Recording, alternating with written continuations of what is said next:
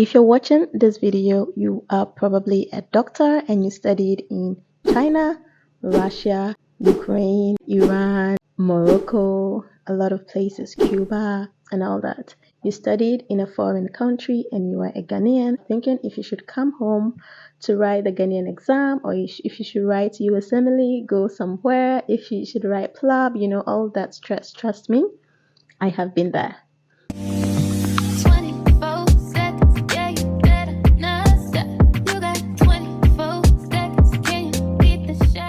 When I had just completed medical school in Russia, I remember searching for videos like the one I am just making now, and I remember commenting on one video that it is so scary coming back home after studying in Russia. And that was legit how I felt at the time. I was super scared. I was not confident. I was not confident about my knowledge in medicine. I was so insecure coming home because I didn't even know what I knew at that time. Guess what? Right now, here I am. I have been through all that process and I am going to be posted soon to start my house job. Praise God. I'm so happy that I have pushed myself to do this. I was super scared coming home. So this video is going to basically talk about my journey from the time I finished university in Russia, medical school in Russia, until now that I have selected places that I want to do my house job and just waiting for my posting. So journey from graduation until house job. If I can title it, maybe this is what it will be. So a little back story. So I went to school in Russia in Tambov city to be specific, and I remember graduation at that time. I was still very confused if I should go to Ghana, if I should go to UK, if I should go to, I made a lot of calls, I did a lot of research, I was just doing a lot. Okay, I had plan A, plan B, whatever. I didn't know if I should come home. I was just lacking direction and clarity, I think. But eventually I came home, and I remember coming home, I was just messaging some people that, I'm super scared, blah blah blah. Come on. Yeah, so when I got home, I knew that I was super tired from medical school. I don't know how that happened, but I know deep within me I was emotionally and everything, I was just so tired.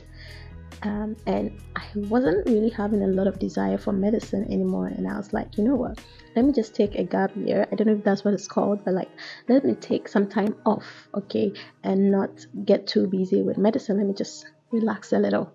So that's what I actually did. I shamelessly did that, and I'm not going to be ashamed of it, because I was really tired. I only knew how tired I was inside of me. So when I came back home, I knew that I didn't want to get into anything immediately. Okay, right. So I was just relaxing, resting, and all that, just adapting to Ghana, because I stayed in Russia for 7 years and I never ever came home all through that time. So when I came, things were like a shock to me again.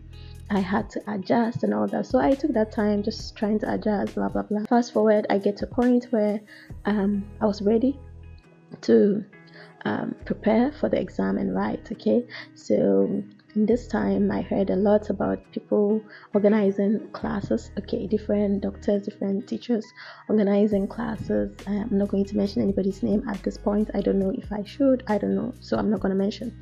Right, so I attended one class and it was so good. It taught me the basics in medicine. Like, it taught me a lot of things that I didn't know. It really explained, like, that classes explained it to me and opened my eyes a lot. I also went to one hospital and I was doing some attachment, but this attachment was clashing with the classes that I was doing online. And so I had to stop the hospital and then focus on the class, because I was like, you know what, even going to the hospital, you have to know things before you go to the hospital.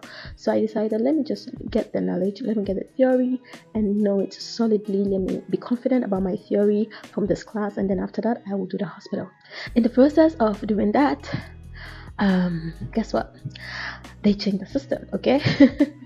So they changed the system. You know that now, I don't know if you know, but now the exam the way it was before. It's not the same way it is now. So they changed the system now. They brought OSCEs and all that, and so I had to change my approach. I completed that class that I was attending, and then I attempted the exam.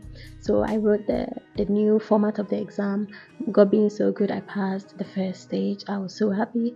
I was torn between postponing the OSCEs and writing the OSCEs, and I knew that my clinical skills were not very, very good, but I just attempted it. I don't know why.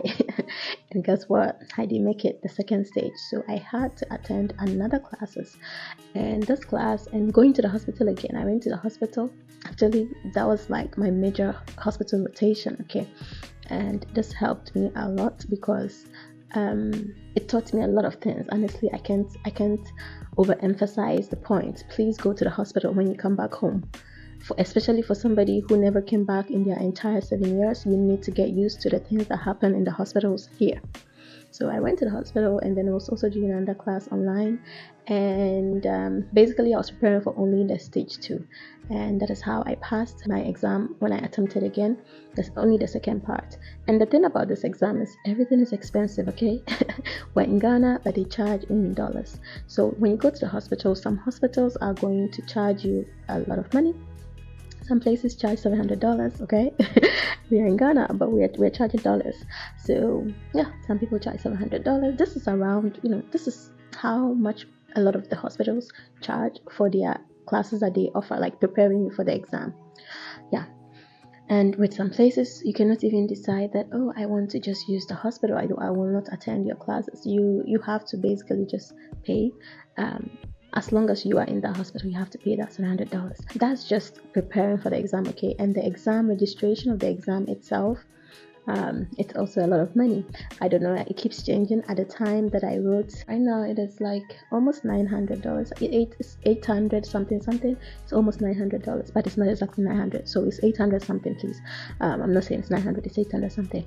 I passed my exam. It took a lot of dedication from me. I'm just going to give you a few tips on how you should prepare for the exam, because there's a new format. And if you have any questions, of course, I'll leave my contact in the description box, not my number, but I'll leave my Instagram, my email, and all that in the description box, so you can always reach out to me if you have any questions or you want some specific materials and all that.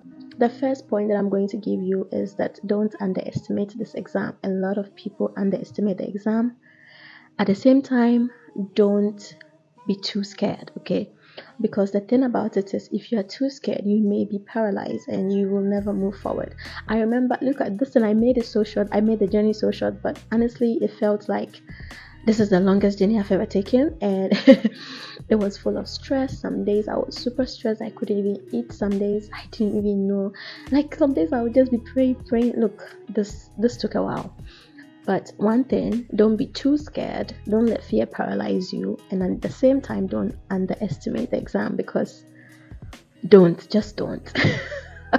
Don't. It's not that easy. Don't. The second point is make sure you involve yourself in. If you can attend any classes, of course, they are specialized in helping you. They know how to prepare you very well for the exam, okay?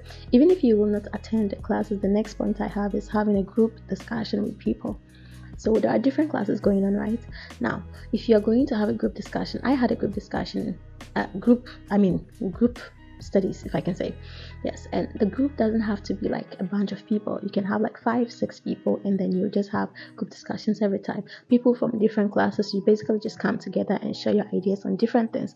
In this way, you're learning from this class, you're learning from this class, you're learning from this class too. Do you get it? Even if you're not doing from people from different classes, just make sure you have a group that you study with, okay? Because it will motivate you. Sometimes you alone, you get lazy at times, you get demotivated. But with a group, sometimes you cannot be lazy, because somebody will say, hey, get up, let's do this. It's necessary. The next thing I'm going to say is you must go to the hospital. Look, it's a non-negotiable. You don't think that you can just come here and with everything you are taught in Russia and China, you can easily just pass the exam easily. No.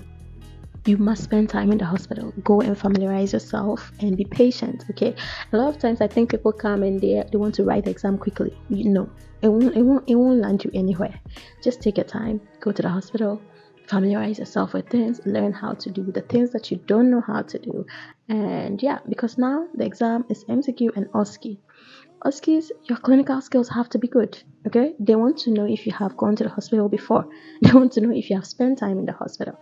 So make sure you spend time in the hospital, know the things that they do in the hospital, know the things that they use in the hospital. One thing I also did was I was just asking senior colleagues to, just ask me random questions. Sometimes I would just say, oh, maybe let me take a history with you, like simulate for me, and let me take a history from you as if you are the patient and I am the candidate. Let me take a history from you, or just random quizzes. It will help you. Before, it was a little uncomfortable for me because I was like, God, what if I don't know? Blah blah blah. But it's okay because you need it. You need it. You need people to quiz you like that. And when you don't know, they will tell you. They will tell you the right thing. When you go home, you go and learn, you come back again. The next point is don't combine this preparation with another thing. If you have something else doing, please do it before you start preparing for this exam, okay?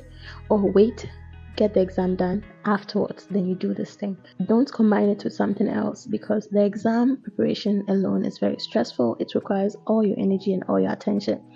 So I wouldn't really recommend you combining it with another thing, maybe work or something else. Please, please, please don't. I know maybe other people have done it, but it really requires all your energy and all your attention, okay? I am a multitasker, but preparing for this exam, I learned that no, I cannot do it. I had to just stop doing things on YouTube. I had to stop teaching. Some people know already that I teach online. Maybe if you're watching me now, you don't know, but yeah, I do some online side hustles. I had to put all of that on hold. I had to put everything on hold. I had to go to one hostel and just be there and be around people who are also learning and preparing for the exam. So do all that you can to get this exam done, clear it, and be free. You have to have money. I'm saying this because look, I have paid money. I have paid money. Jeez, I have paid money. Like the classes you attend, the online classes, it's not cheap. You will be paying. The hospitals that you go to, it depends on where you go, but some places you will pay. Prepare, like writing the exam registration, you will pay. Guys, just have money, okay? Have money. Maybe your parents can support you, so make sure you let them know that this exam requires a lot of money, so they should prepare in advance. The last thing I think I'm going to say is, in case, worst case scenario, you fail, which I don't wish it on you, but it happens. In case you fail, don't take too long, okay? Don't go hiding somewhere. Don't feel like this is the end of the world. It's not. Try to get back on your feet and go and tackle the exam again. Go and prepare very well and tackle the exam again.